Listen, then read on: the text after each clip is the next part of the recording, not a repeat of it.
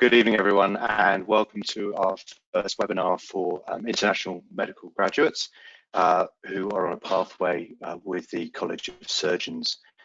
Now, this evening, we're going to focus obviously on the significant impact of the COVID-19 pandemic on all of us, and particularly for those of you who are IMGs at this time.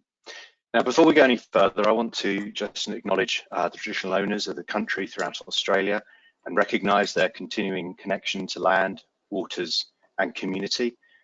And we pay respects to them and their cultures and to elders past, present and emerging. Tēnā koutou, tēnā koutou, tēnā koutou te kā. I'm Julian Archer. I'm the Executive General Manager for Education at the College, and it gives me great pleasure to welcome you all to this webinar. We've got three colleagues joining me this evening who are all fellows of the college, who I hope are going to be in a position to answer your questions. First, we have Graham Campbell. Graham is the Clinical Director of General Surgery at Bendigo Health, and he's been working with the college for many years. He was on council for 9 years. He's run the Rural Surgical Training Programme, and he spent a term as Vice President of the college. Graham is now the Clinical Director for IMG Assessments and supports all of you and the work that the college does. He has worked with IMGs in many disciplines in his own hospital, and he's personally supervised IMGs. We're also joined by Associate Professor Karen Fielding. Karen is an orthopaedic surgeon based in Wagga Wagga, and she's a fellow, and she is deputy chair of our BSET, which is the Board of Specialty Training, and is also chair of the IMG committee. And lastly, we're joined by Professor Ray Sachs. Ray is based in Sydney and is an ENT surgeon and specially elected counsellor. Ray is a fellow who progressed through the IMG pathway and so has experience of what many of you are currently going through. They're going to join me now. Good evening, Graham. Good evening, Ray. Good evening. Thank you for having me, Julian. Good evening, and I'm hoping Karen will join us soon. So while Karen's joining us, I just want to thank everybody, all of you who, good evening, Karen. I just want to thank all of you who are listening for all the fantastic questions and important questions that you sent us in advance. What we've done is we're not able to go through every single one. Some of them are actually very personal and highlight some of the issues that you're all struggling with. And so what we've done is we've grouped them together so that we're going to go through and hopefully address a number of really important areas that you've raised. Now, while we do that, there is a live chat opportunity, and you are able to add additional questions. I will keep an eye on that for the panel. And where possible, I will actually ask those of panel members to augment the conversation that we're having. So I just want to start, if I may, by addressing one important topic that we had a number of questions about. And that was around the general impact that this whole experience is having on all of us. And I just want to recognise that we as a college are very aware of the impact that it's having on everybody's health, well-being, our families, as well as people's experiences on specialty pathways and their opportunity for supervision and experience. The college moved at the beginning of March, recognising the enormity of the pandemic, to lay down some principles. And these principles include that IMGs should be adequately supported and should not be disadvantaged. And what we mean by that is that, for example, if you find yourself unable to get these sorts of numbers that you would hope to do through your logbooks or expected to do, if you're struggling perhaps to get some of the support that you were hoping for, many of you have asked questions about the exam and you're worried about the opportunities to perhaps get past the exam if that's a requirement for you within the time that you currently have on your program. You should not be disadvantaged by that because of COVID. And those are conversations that we would be keen to have to support people to make sure that they're not disadvantaged. Now, one of the key people that you'll want to have that conversation with is the RAC's Clinical Director, Graham, Campbell, who is always available. It tells me here, Graham, I'm reading this off the sheet. It's always here to assist you with your inquiries and provide support. The other really important thing that the college provides is the RAC support program, which is delivered by Converge International. And that's a 24/7 counselling service that's both available in Australia and New Zealand. And just to let you know that IMGs and your immediate families can access that up to 4 sessions for free each year. And indeed, if you needed to have a conversation about more, that would potentially be available again through Graham Campbell. So I will put up the details and the link in the chat to Converge, but I'll stop talking now, and I'm going to hand over to Graham first. We had a number of questions, Graham, about specialist assessment applications, and I wondered if you could tell us a little bit about where we are with that in the current pandemic. Thanks, Graham. Thanks very much, Julian. Thanks for the opportunity. Specialist assessments, nothing to do with COVID. We've had a backlog. So one of there's multiple reasons for that due to staff changes in the department, etc. And processing these applications is pretty time consuming. So we do have a backlog. We apologise for that backlog, and we apologise to people who are negatively affected by that. It is a sort of fortuitous effect of the working from home that we've had to do, that some staff members at the college have not so much work to do, but the specialist applications is an area that we can continue to process. Julian's very kindly allocated extra staff to that process. So I'm quite confident we will work our way through that backlog. And we apologise again that it's there, but we are working our way through that backlog. And with some extra staff, it's certainly something that can be done electronically. Things are a little slower when people work from home just by the nature of internet, etc. But nonetheless, it can be done effectively. Interviews for IMG applicants is one thing that we have moved very quickly and very successfully to doing in an electronic format. We've now had more than 10 IMG assessment interviews, which we've conducted by Zoom. We're going to do another 4 next Thursday, and we plan to continue to do them.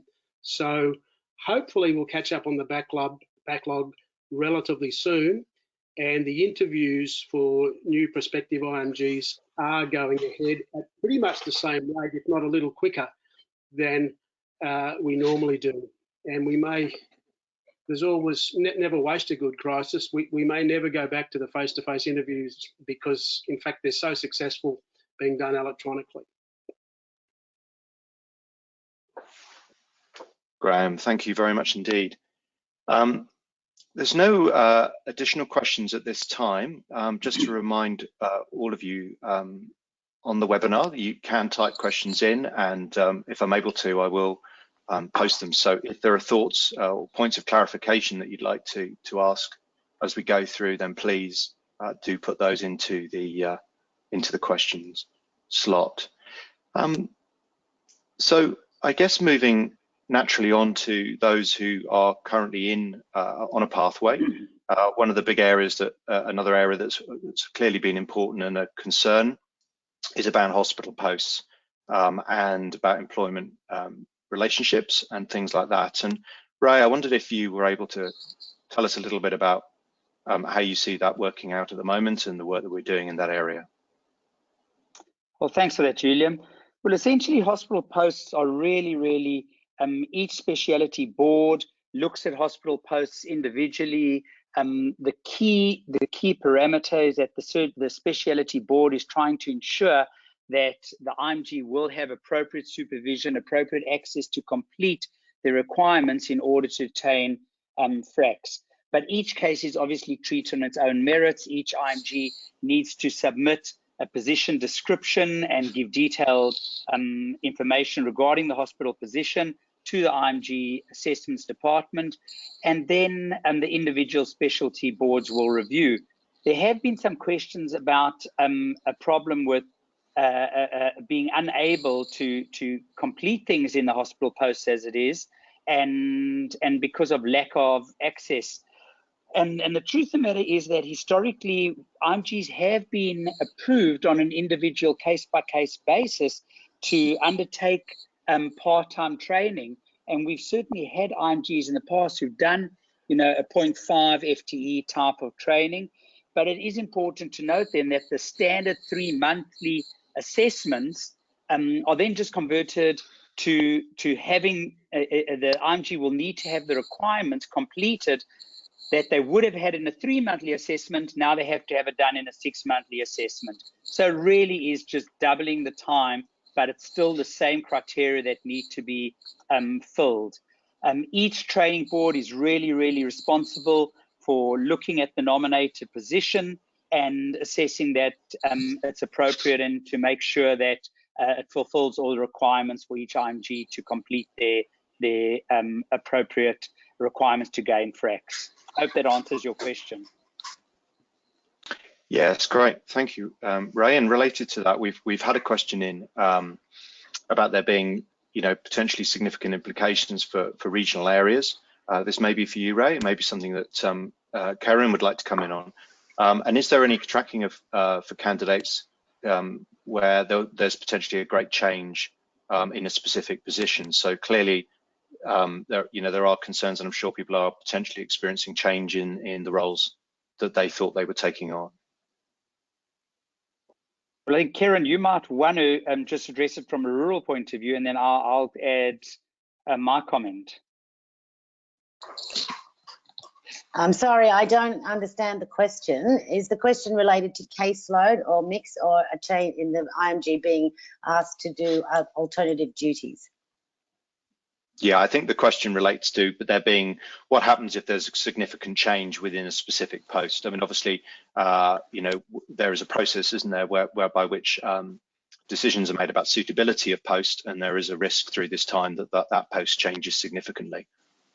Yeah, so well, I can address that, Karen, because okay. I think that's not specific for rural. I misunderstood what the question actually was as well there, Julian. Sorry, I can answer that. I mean, essentially, each case and case mix is designed to ensure that a surgeon is competent and comparable to an Australasian trained fellowship, and we do this as a means of ensuring that our community is safe from practitioners. So we really set the case mix requirements, and we set it at a minimum required in order to be able to make an accurate assessment of what an IMG is competent and capable of doing. The IMG assessment department does review each IMG's progress all the time, and as you well know, every 3 monthly assessment, the speciality representative reviews and ensures that the IMG is on the right pathway. And my recommendation is, if there is an IMG who feels that they're not getting the exposure that they thought that they were, they should at this point in time contact the IMG department and their speciality board representative. And it may be that their posting is not appropriate for the training and the exposure that they need. Yeah. Thank you, Ray. Yes, please, Graham. I was just talking before we started. I haven't seen a lot of specific figures from IMGs, but in Bendigo, where I work, we've got 7 set trainees currently in 3 different specialties. And in fact, despite their anxieties that their logbooks would suffer catastrophically, that's not really what's happened. So I'd just encourage IMGs to persist with their assessments. If there's a small change in numbers, I don't think there's going to be too much fuss about that. And if there's a large change, maybe we need to just not assess a term and move forwards. But the college and the boards have no intention of disadvantaging an IMG if that's the case. Probably ENT and orthopedics are probably 2 specialties that are harder hit than many. But even there's still cases coming through.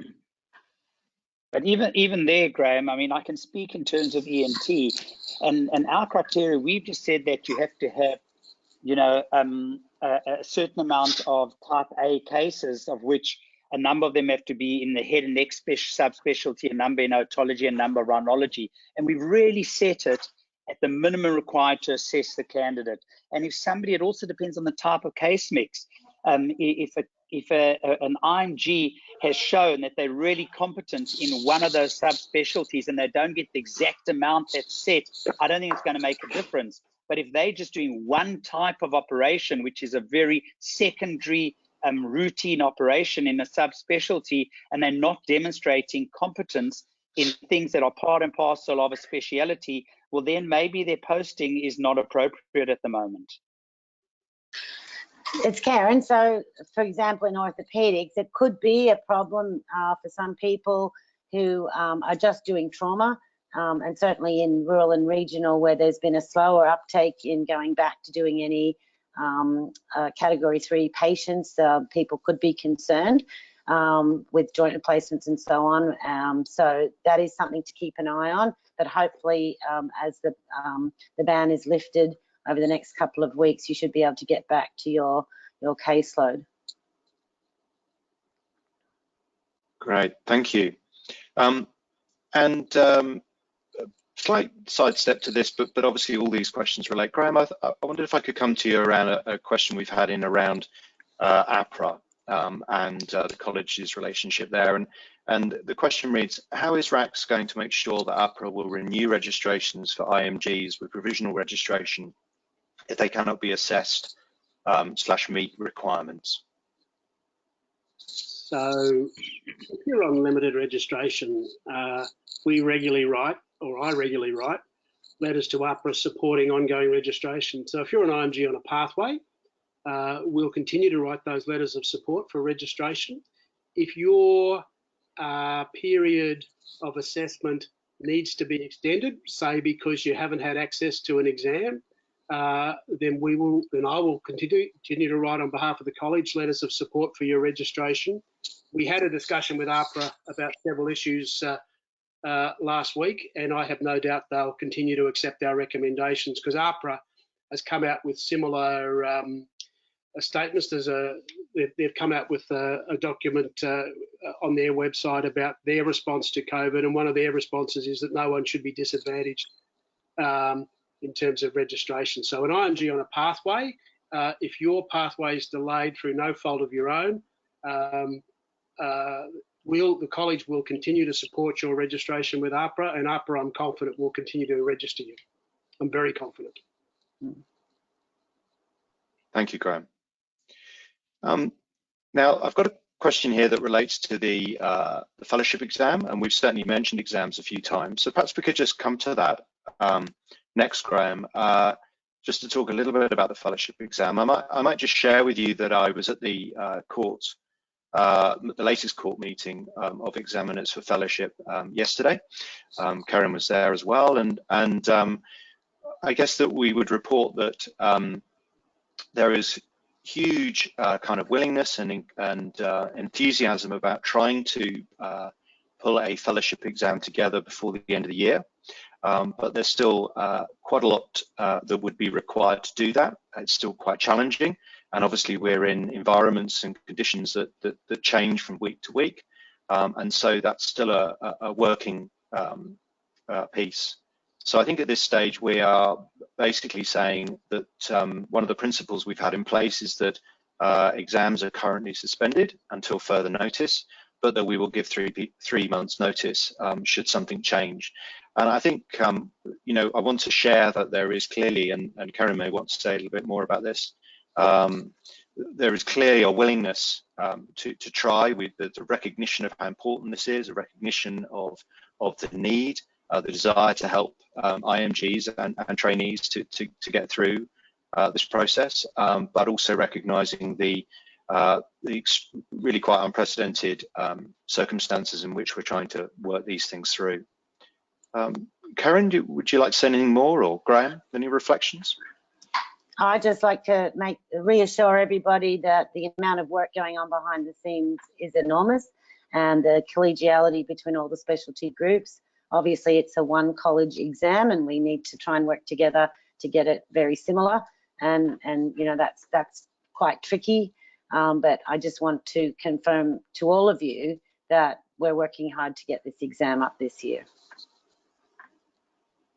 Fantastic. Graham, I've got a related question that you might want to share some thoughts on, and that is what will happen if an IMG has finished the period of assessment but there's no exam available? That clearly must be for an IMG who requires the fellowship exam. So I think we can be quite definitive on that one as well. An IMG's pathway would have terminated at whatever point in time, and they require the exam and are unable to do it through no fault of their own, then their period of supervision, their eligible period for the pathway will be extended. And I think we could say that the timeline was such that there were 2 more attempts at the exam possible. We would extend their period for enough to do 2 attempts at the exam. So again, the intention that no one would be disadvantaged. Hopefully the examiners will be able to deliver that exam this year. We don't know that 100% for sure.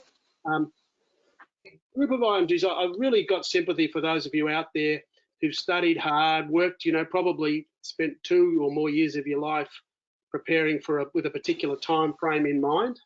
And I can understand the heartache that causes. And we know that attempts for exam aren't just an IMG, it's really a whole partner, family, lifestyle activity to prepare for this exam. But again, if you'd prepared for the exam in May, then you should be able to maintain that knowledge by continuing to do the things you've been doing, continuing study groups, maybe by online techniques or whatever, continuing to work clinically and continuing to hone your skills. So yeah, we will extend. We will, if you had only 1 attempt at the exam left, you'll still have 1 attempt. If the timeline was such that you would have had 2 attempts, there will be 2 attempts. I don't think I can tell you what those timelines are going to be exactly. So with requests for extension, we'll work on that basis and we'll adjust them as need be. I don't think we need to give everyone out there a 12-month extension or something like that, because most of you will get through these the IMG pathway in well under the maximum time, and we don't want to encourage you to go to the maximum time. So we won't be extending everybody's timeline, but if it's required for fairness and equity, it will be done. Graham, thank you. I think I'm sure that's reassuring to hear, and certainly in line with my understanding in terms of how we're trying to resolve things and support people through this time.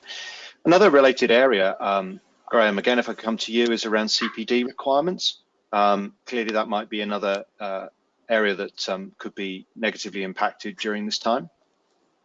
Yeah, look, sure. And again, the APRA has come out with some clear guidelines on CPD, and they've said that no practitioner will be disadvantaged if they can't fulfil their CPD requirements. And so the college will be looking kindly on people who can't fulfil their CPD requirements. Again, just think it through though, because a lot of CPD is reflection, it's audit. All these things should be continuing. There's lots of online learning activities available, and there's some of the college courses may well be available online, but there's other learning activities online. So personally, for me, I plan to meet all my CPD points this year, despite the fact I won't be going to an ASC or other face-to-face activities, and just have a think, because I think, in fact, most of you will be able to meet your CPD requirements. But if you can't, because of lack of educational activities, APRA is certainly not going to punish you for that, and I don't think the college will be either. Although I haven't actually seen the specific wording of that, Julian. Am I wrong in saying that? Or, but no, that's correct. Yeah, that's accurate. Yeah, that's correct. Yeah, absolutely. And of course, as well as the sort of, sorry, Jerry, do. Sorry, Julian, if I can add to that, I think that this is actually a unique time in that there's so many specialties that internationally that are actually holding virtual conferences because of what's happening at the moment, that we actually have a unique ability to actually access online activity that normally wouldn't be there. So I think there's a lot of scope for increasing our CPD at the moment. We certainly in ENT had our entire conference turn virtual this year. Great, thank you, Ray. And of course, as well as sort of the generic CPD and some of the things that you've mentioned, and indeed, you know, Ray, some of those innovations, I think that there's definitely some really exciting stuff going on. There's also sometimes some specific things, particularly, for example, people have asked about bone school. Karen, are you able to tell us a little bit about how that sort of specific CPD is being handled? Yes, so bone schools become virtual, and that's all being delivered online via Zoom. So you should be able to all access that ongoing. And I know some people have asked if there are no face-to-face bone schools, do they still have to pay their bone school fee? Unfortunately, the AOA is requiring that you still pay your bone school fees. And obviously there's quite a lot of work behind the scenes to get that up virtually. So, but please continue to go to bone school, and you're very welcome to contact the AOA if you're having any difficulty accessing it. Thank you, Karen. Karen, I might also come to you about what we're doing around extensions to validity periods. I know Graham's touched on this a little bit, but just about how we're going to think about what periods could be extended to IMG placements, and which bits we're not going to be able to do that and things. Are you able to tell us a little bit more about that in detail? Sure. So an IMG can submit a request with supporting information detailing the reason that they require an extension, just as before. Obviously, if there's been some change to your positions because of the COVID-19, then certainly that will be taken into consideration. Problems meeting caseload and case mix, definitely related to COVID-19, will be taken into consideration, and also because of the cancellation of the exam. So certainly all those requests will be reviewed, and the college policy allows for extensions to be made. And as Graham has said before, no IMG will suffer because of this crisis, that all your extensions will be granted as in the normal fashion. Thank you. And what about the reverse in terms of reductions and thinking about requests for those? Has that been affected at all? So same again, if you have completed all your requirements and you've passed your terms and you've put in a submission to request a reduction, then as the normal policy prescribes, that those will be looked at as usual. Great, thanks, Karen. We've had a couple of questions in. Some of them relate to some of the things that we started with, and I'm conscious that obviously a couple of people may have joined us through the webinar, so I don't want to miss out on those who may have missed a particular point. Graham, can I come back to you? Somebody has asked about interview schedules and are they proceeding as scheduled? And obviously you've talked about the recent success that we had with IMG interviews online, and actually how well they were received, how well they went. I just wondered if there are any more comments you could make around future scheduling. We do schedule the interviews every 2 months, and we are going ahead with interviews. We've done, I think, 10 or 11 Zoom interviews already. We're going to do another 4 on Tuesday next week. One of the things we've found, our interview schedule can be much more flexible. Because people don't have to travel, we can schedule them more flexibly. So I would anticipate we will go ahead with interviews probably every month or so. And rather than having one big day in Melbourne and flying people all over the country, we can just get the relevant people in by Zoom. So it's one of the things that's actually been improved by the pandemic. That part of the process is going very well. Yeah. Thank you very much, Graham. We've had a question here that I think I can address, which is around delays to exams. Is that also for IMGs? And, you know, is there any timeline to restart this?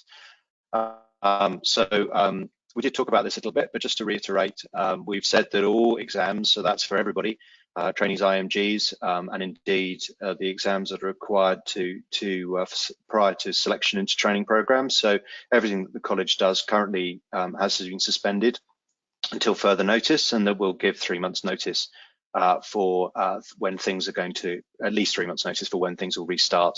And we spoke earlier around the eagerness and engagement and the hard work that's going on in the background to try and get as much of this as possible back online, obviously looking different within the environment we find ourselves, but there is a genuine commitment to try to do that, but at the moment, no guarantees. But we will try to keep everybody informed, including yourselves. Julian, there were concerns Graham. about that set trainees would be given preference over IMGs in any new exam. Can you answer that one? Yeah, I can. That is not the case and the plan. So all those who've expressed an interest to take the exam in May, if we're able to run an exam later in the year, we would move to those people first. So it would be essentially a delayed May exam, and we would then work on that basis going forward. And no, there would be no consideration based on if you were an IMG or a trainee. It would purely be chronological in terms of application. Now, the other assessments that we do, Graham, of course, are in the workplace, and there is no doubt likely to be some implication for that. Obviously, people will notice that perhaps has been trickier or may become trickier depending on what happens over the coming months. And I just wondered if you could give us any reflections on access to and the college's take on assessment in the workplace. So, the vast majority of positions, this should be quite straightforward to continue. So the assessments we require are at least every 3-month term a DOP and a mini CEX. That should be possible, and that should be unaltered. Bit of debate about whether a mini CEX could actually be an online consultation, and you might get a range of views from people about that, but in the modern world, maybe it even could be. The referee reports should be able to be done because you're still working in the workplace, so that should be able to be done. The annual MSF that you're required to complete, well, that should be possible as well because that's all electronic. So I would anticipate that our regular work-based assessments should all be able to continue. We've already talked about difficulties with logbooks, and so there may be some issues. I know for some individuals where you were asked to have specific experience that may not be possible because of travel restrictions or difficulty moving between hospital campuses, etc. And so if there was anything like that, I know I've already had a few emails to that from individuals about those sorts of specific things. Again, I think the college and the training boards would be looking at that pretty sympathetically. So yeah, I think the work-based assessments overall should just continue without too many problems. Thank you, Graham. Thank you to everyone who's on the webinar. The questions are coming in thick and fast. We'll try and address as many as we can. Ray, there's a question here around, there certainly has been some talk as elective surgery particularly has kind of opened up again, the idea around consultants operating, and someone's raised a question about IMGs in fellow and SR positions who might be adversely affected by that. Would that be useful to mention on assessment forms? How might that be dealt with? Yeah, I think the key thing here, Julian, is that, I mean, RACS is very, very aware of the current situation. We're aware of the restrictions on elective surgery and the impact that it's going to have on our trainees and on IMGs. And I think all the speciality boards are really, really on target with what they expect out of both IMGs and trainees, and are going to be open to individual variations should they arise. But I do think that if somebody is not able to even closely meet the minimum criteria that's set for them there is a problem that needs to be addressed, and I don't think that that's going to affect many IMGs. And I think those people need to contact the IMG department and need to notify the speciality representative at the earliest opportunity, because that needs to be taken care of. With elective surgery being the restrictions being eased, we actually are going to see, not immediately because of government restrictions, we're actually going to see a surplus of elective surgery being done in many centres as well. So there is an upside to the downside as well. We just don't know what the immediate future brings for us. I think these things are very much in a state of flux, and we just got to take things on a week-by-week basis. Thank you, Ray. I think that's absolutely true, and obviously it's having an impact in lots of things, including one of the things that we've been very excited about, and that's the EAVEUP and the idea of introducing the EAVEUP as an alternative to sitting the fellowship exam. Karen, I wondered if you're able to tell us a little bit about the EAVEUP. There may be those on the webinar who actually haven't heard a great deal about it, don't know what it is. And I wondered if it was an opportunity that we could share what that is, and perhaps Graham could tell us a little bit more about where we are with that and where we are in the context of COVID.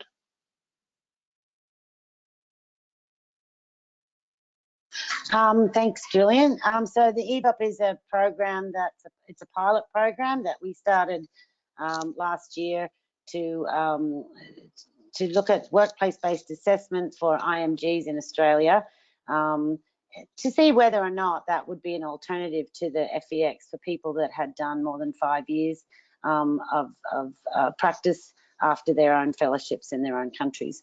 And certainly we were on a good target, getting cases done and training assessors, etc., before this started. And so we won't be able to continue with that workplace-based assessment program for the moment, because of the limits on travel, etc. So hopefully, as soon as the ban is lifted on travel, we'll be able to get back to that pilot program. And I hope that quite a few of you will put your hands up to be part of that program, because the more people we assess in their own workplace, the quicker we'll be able to validate that tool to use in the IMG space. Thank you, Karen. Graham, is there anything you'd like to add to that? Yeah, I think the really important message is that this is a pilot program. We've every reason to think it will be successful, but we do need to prove that. And so far we've done 4. I think we did 3 last year, and we did 1 in January, fairly soon before just as COVID was starting to rear its ugly head.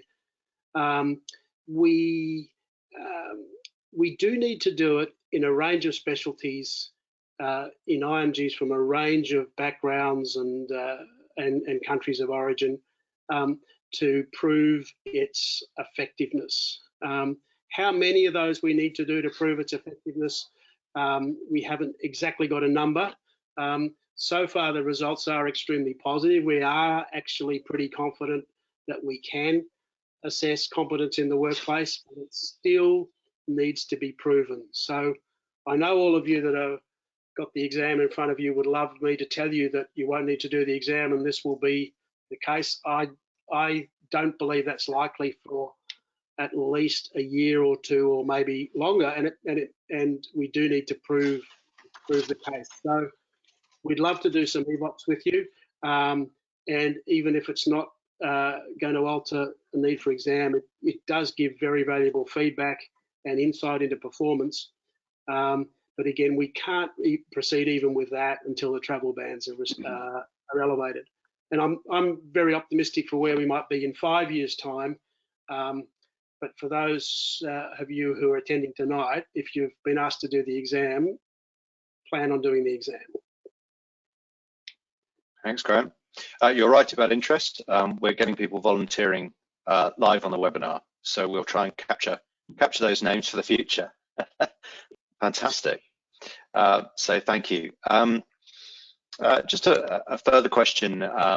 specifically about the TIPS course, but I think it's generic just to labour the point too much. But somebody asking around that they need to do the TIPS course before the end of their tenure of 2 years of supervision, which is ending in October this year, and they're just wondering what's going to happen if they can't get that done because the course isn't happening. Ray, are you able to reassure all those who are struggling to get these specific things done? Oh, I really think that's a question that needs to come from Ria and Graham, needs to be responded to from Ria and Graham. I think that the college is very, very clear that nobody will be compromised by the COVID pandemic, and I think that would fall under that umbrella completely. I don't believe that there'd ever be somebody who wouldn't be granted the ability to complete all the courses that are required because of the current COVID pandemic. That's totally against what the college believes and what the college stands for. So I think that unless I'm very mistaken, the college would stand by and allow them the opportunity to complete everything. We must understand that we're living in very, very unprecedented times, and we are all so lucky to be living here. You know, I'm very close to many, many colleagues in many other countries who are telling me about the current environments they're facing. And so I think that if our lives are put on hold for 4 months or 6 months, we must just say, great, that is, you know, it's hurting now, but ultimately we are so lucky for ourselves, for our friends, and for our families that live here. And I don't think that we should forget that at any point in time. Thank you, Ray. Sorry, Graham. Could I just say, whoever that individual is, it'd be worth sending me an email or through the IMG inquiries email, because we could specifically answer that question. The general principle would be clear, but it would be worthwhile just making contact so we can give you a specific answer. Yeah. As doctors, we're all strategic learners. So someone's quickly come in and said, if they enrolled on the EAVEUP, would it make a difference or change their current supervision if they were to volunteer? Short answer, no. No. Good. No, we want clarity. This is fantastic. So we've been through all the questions that we've had, certainly through the groups, and I've been answering a few questions directly if we've had a little bit of repetition or specific easy things for me to answer. And I've directed the rest of the questions to the panel. Now, I'm conscious we've got a little bit more time, but obviously we don't need to go round and round. So I just wondered if any of the panelists have got any final reflections, and while they're doing that, any of those of you who are joining us on the webinar, if you've got any final questions that you would like to raise to the panel or further information. If you were to put a question around general information within the questions, we could send you, we can link up afterwards, we'll keep those and link up to you afterwards. But if you've got some specific things you'd like to ask the panel this evening, then please do think about posting those now. Maybe Ray, could I come to you first, perhaps in your sort of wrap-up comments and sort of final reflections on the conversation we've had this evening. Well, essentially, you know, I think of it, I was an IMG myself. I've been through this process. I had to redo all my training. I redid my exams, and now I'm actually an IMG supervisor at the moment, in addition to my other roles. And I do think that we always got to think that out of adversity comes strength. And at the end of the day, we really got to look at the glass being half full and not half empty. And we got to say, what can we actually gain from this? This is a terrible time, but with restrictions being elevated, there's certainly some hospitals who have said that we're only allowed to do a certain number of cases and not given us a time restriction. And there's an opportunity for an IMG to come in and actually do some more of the surgery when normally we time pressured. There's opportunities to go on the web and actually do a lot of CPD and a lot of courses. There are opportunities available. You just got to be open-minded and look for them and grab them. This is not going to count against you. And if it takes you an extra 6 months in order to gain a frax, it's a really small price to pay for your safety and that of your family. And I really think we just got to accept that this is unprecedented. This is not a good time, but we have to deal with it in the best manner that we possibly can, and we're all going to come out of it stronger. Brilliant, thank you, Ray. I should have come to you last. That was very motivational. But I know that Karen and Graham are also very positive people, so I'm not too nervous. Karen, maybe I can come to you. Your reflections on where we are and this evening. I just want to reiterate to everybody that no IMG will be disadvantaged because of what's happened with the COVID-19. And I think that, as Ray said, we have to be really positive and make the most of all the opportunities. For example, in my institution, we've had an unprecedented amount of teaching in the last month, and I'm sure that most of you have seen that. We've got people hanging around because, you know, there's not any elective cases going on, so we've got surgeons teaching in theatre and on the wards like they haven't taught for a long time. So I'm sure that most of you can access some of that. I had a Zoom meeting with my team just before this meeting. We've had lots and lots of extra teaching happening. All the trainees are thinking about the non-surgical, the non-technical competencies and looking at all those things that you do get quizzed about in the fellowship exam. So it's a really good time to think about things other than just operating. And make the most of it. There's lots happening, you know, and I'm sure that you can find things that you can hook up into. Thank you very much indeed. Graham,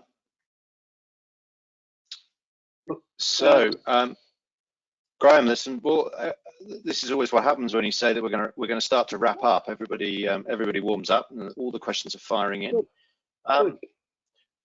Yeah, which is fantastic. So someone's asked, and this is in the context of orthopedics, so maybe this is for you, Karen. Due to restrictions in elective surgery due to COVID, would you consider to accept less required operations, such as arthroplasties during the supervision period? So I guess this is a question again around logbooks. Yes, well, as Ray said before, you know, there is a minimum number. So obviously, if you got to close to that minimum number and you had excellent reports, then that I'm sure would be looked at fairly. But there is a minimum number, and there's a reason for that, and that's because of our national standards and to protect our communities and our patients. So yes, certainly no significant reduction would be acceptable. But like I said before, you know, the work is going to come back online, and there will be actually a lot of work to do, as Ray also said. So I don't think you should be too concerned. Brilliant, thank you, Graham. I'll come to you now, perhaps thinking around of your own conclusions and reflections on this evening and the situation, and perhaps you could, as part of that, address this. I might take this as perhaps a final question. And that is about the next assessment is due next week. So this must be an individual who's having an assessment next week. But the point they make is, would it be possible to arrange another webinar in a month or so to check how the situation's progressing for everybody? Graham. I think we'd be open to the idea of another webinar. It's something that we can organise quite happily, and we thank the professional development team that have put this one together. I think you're planning a webinar, similar one for set trainees, Julian, and we were thinking that maybe some people had issues with medical registration, and that might be something that may be a topic. But yes, I can't see that. Can't see why we couldn't have a webinar. In the meantime, if any of you have specific concerns, please make contact through the IMG Inquiries email, and you're welcome to ring me up if you need to. Again, I just want to reflect back. My thoughts are with Ray, and when he said how lucky we actually are. Look, I'm director of surgery at a medium-sized hospital, and a month ago I was deeply involved in plans of how we were going to pull this fairly brand new hospital apart and rebuild it as a 30-bed intensive care unit or 40-bed intensive care unit and how we would staff that, and how we would try and stop people dying from motorbike accidents as happened in Italy, and how we could make sure that women could still have urgent caesarean sections as they needed it. So all that planning has proved somewhat superfluous, and we are extremely lucky that has happened. So I just echo the thoughts of the other panelists. If that's taken 3 or 4 months out of our life, it's regrettable. And the group I really feel sorry for, as I said to those of you that were planning to do the exam, it's not in your control that it's been deferred, but it's only deferred, and things will move forward. So again, there's a lot of people out there to help you. If you've got specific queries, you're welcome to raise them, and let's all give thanks for what we've got.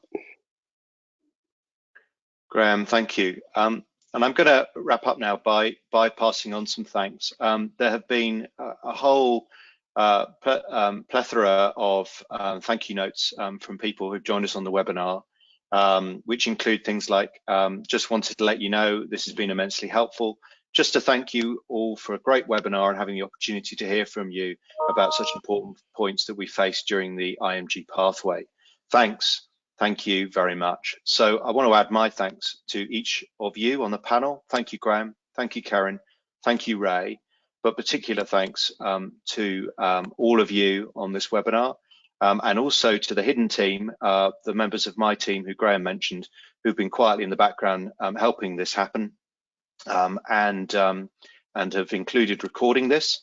So if you've got colleagues who've missed it, it'll be up on the website very shortly, and obviously they're very welcome to watch it there. And obviously, if you want clarifications and there was a gem of a pearl of wisdom there that you think you missed and you want to get back to that, that's also an opportunity. Good luck finding it within the 50 odd minutes, but if not, as Graham has said, there's the IMG Inquiries website.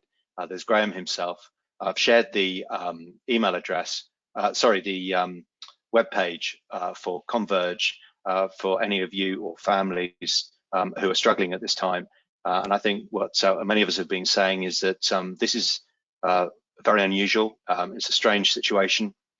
And, we are very grateful for the situation that we're in. But some of us will be coping with this and struggling with this in different ways. And that's fine. And it's not surprising. Please reach out to those you love, those who you work with, if they're not the same people, and do seek help if you need, and that includes contacting us here at the college. So thank you very much, and good evening. Thank you all.